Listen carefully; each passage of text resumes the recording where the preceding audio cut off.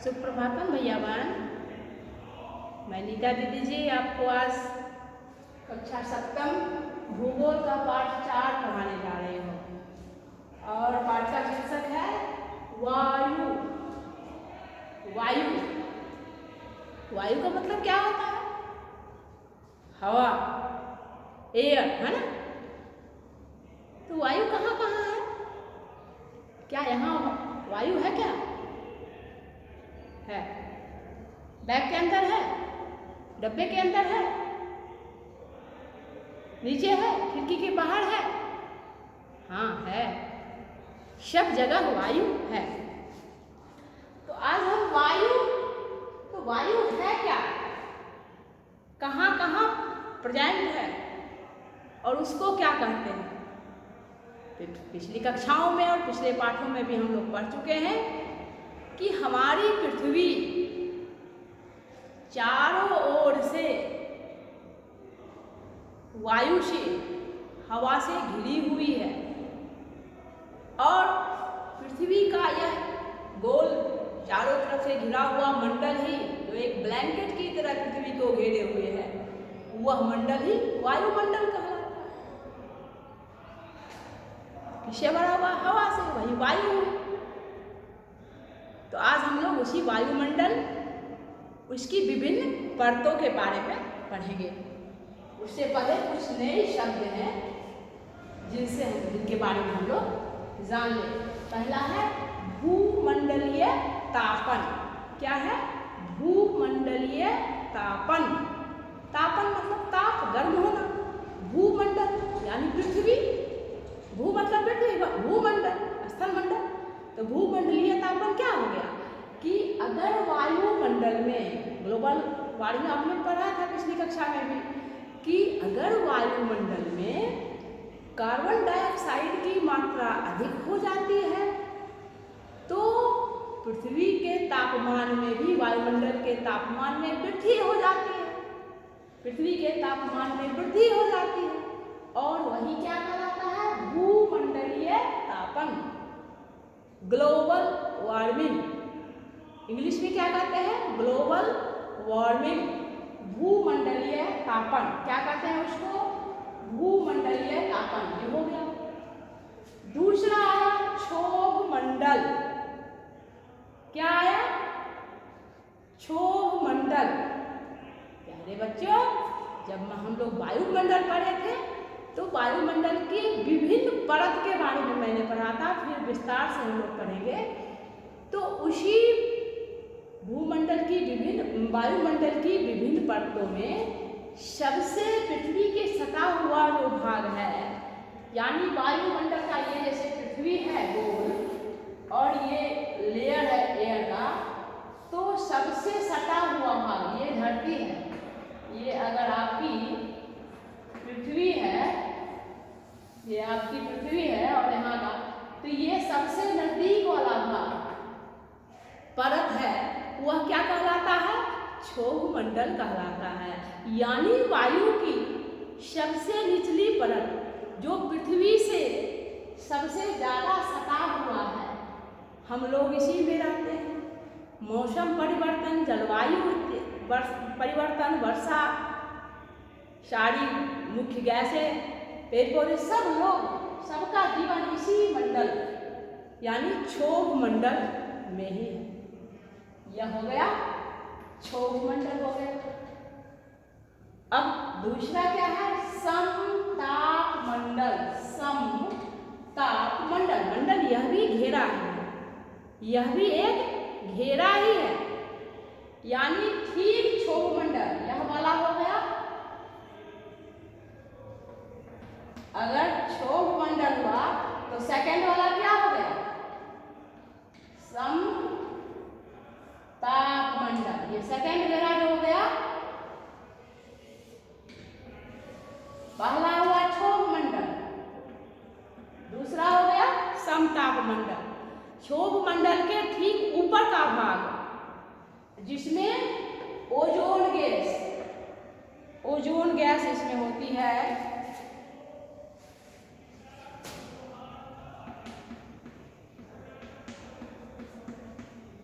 Ozone यह क्या कहलाता है? समताप मंडल कहलाता है। और उसके बाद क्या आ जाता है?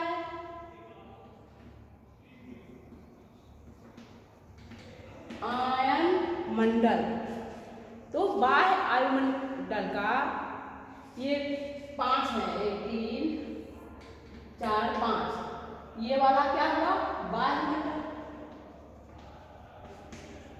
इसके बारे में एक अलग क्लास में मैं बताऊंगी। अभी सीधे हम लोग जान लेते हैं कि बाह्य वायुमंडल का एक भाग जिसमें विद्युत आवेशित कण होते हैं और उन कणों को कहते हैं आयन, जिसमें कि यहाँ से पृथ्वी के द्वारा जो रेडियो, टेलीविजन, दूरदर्शन केंद्र से जो प्रसारित किरणें होती है, तरंग होती हैं, वह वहाँ से पृथ्वी पर फिर परावर्तित होकर आते हैं।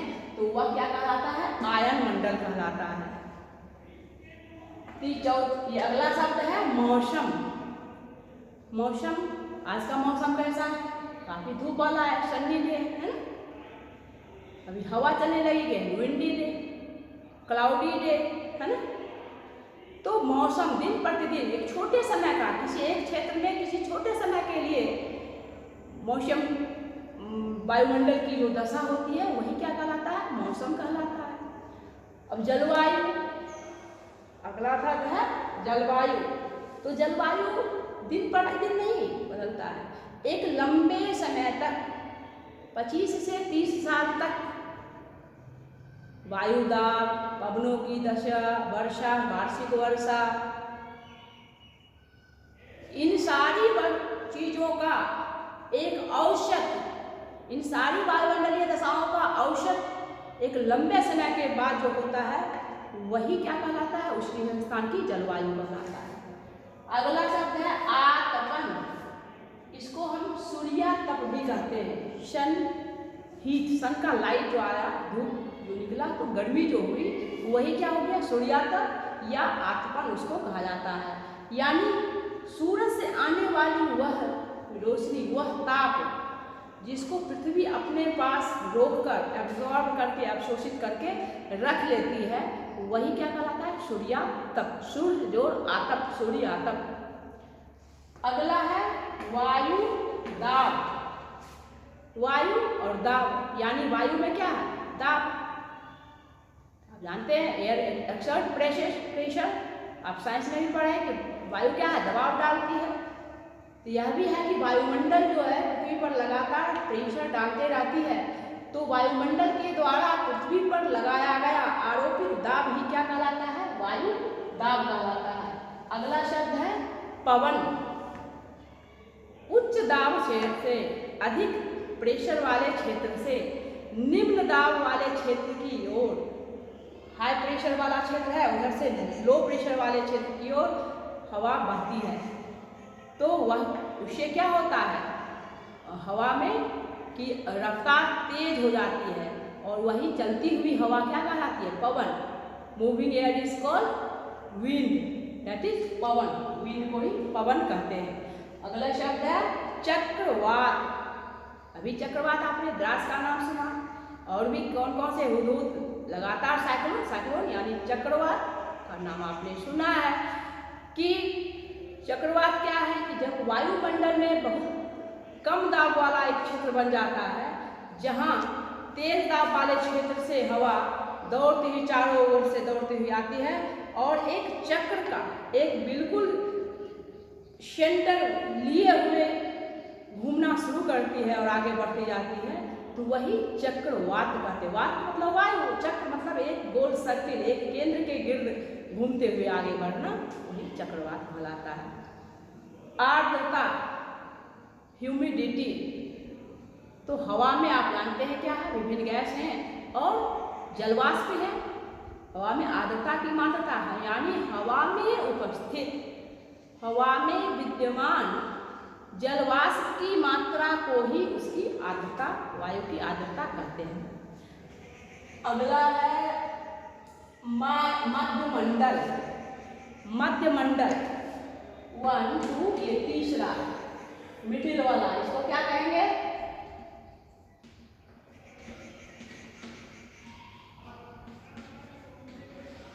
यह मध्यमंडल कहलाता है। तीसरी परत वायुमंडल की क्या कहलाएगी? मध्यमंडल। बीच वाली, दो नीचे दो ऊपर, बीच वाली परत को मध्यमंडल कहते हैं। और यह क्या है? अंतरिक्ष से जो प्रवेश करते करते यहाँ आते आते उल्कापिंड क्या हो जाते हैं?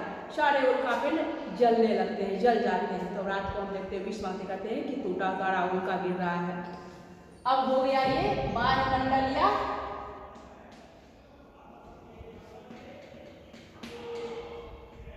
बहिर्मंडल। ये हो गया बहिर्मंडल। यह वायुमंडल की सबसे ऊपरी 5वीं परत है। वायुमंडल की सबसे बाहरी परत है जिसको बहिर्मंडल कहते हैं।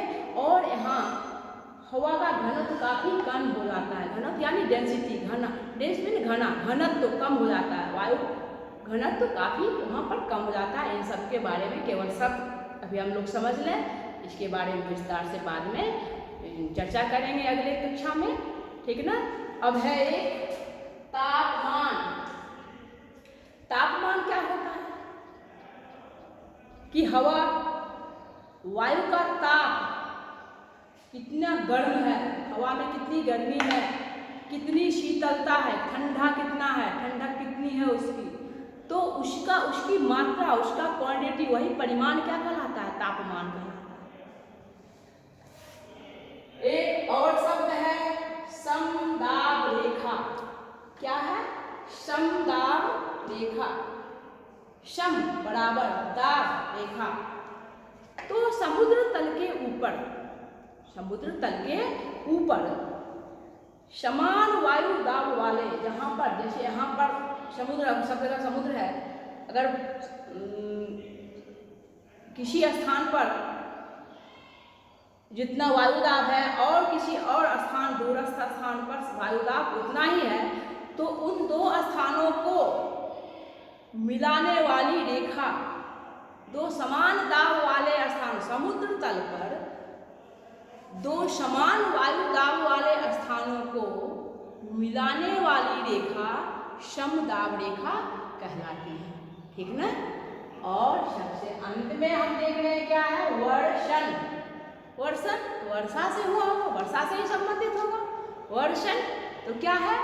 तो आर्द्रता, जैसे ही वायु में आर्द्रता की मात्रा बढ़ती है तो बादल में जलवाष्प ज़्यादा बढ़ा, जलवाष्प की मात्रा ज़्यादा है, ऊपर गया, फिर कंडेंस हुआ और वह वर्षा की बूंदों में बदल जाता है, ड्रॉपलेट, टाइनी ड्रॉपलेट्स में, और अधिक भारी पड़कर फिर धरती की ओर गिरना, उसी को वर्षा होना या वर्षण कहते हैं, ठीक है। चाहे वह ठंडे प्रदेश है तो वह स्नोफॉल के रूप में हिमपात होता है, या ओले के रूप में गिरता है, या अपने मैदानी इलाकों में वर्षा के रूप में। तो आज हमने पाठ 4 के कुछ मुख्य शब्द जो थे, नए शब्द थे, उनके बारे में हम लोगों ने चर्चा की। अब इसका विस्तार से अगले दिन हम लोग वायुमंडल की विभिन्न परतों तथा वायुमंडल का संगठन क्या है, किन किन गैसों का कितना उसमें प्रतिशत है, कितने प्रतिशत है, और वायुमंडल की संरचना कैसी है, विभिन्न परतों के बारे में पढ़ेंगे, और मौसम और जलवायु के बारे में पढ़ेंगे। तो आज के लिए बस इतना ही, शेष फिर अगली कक्षा में। धन्यवाद।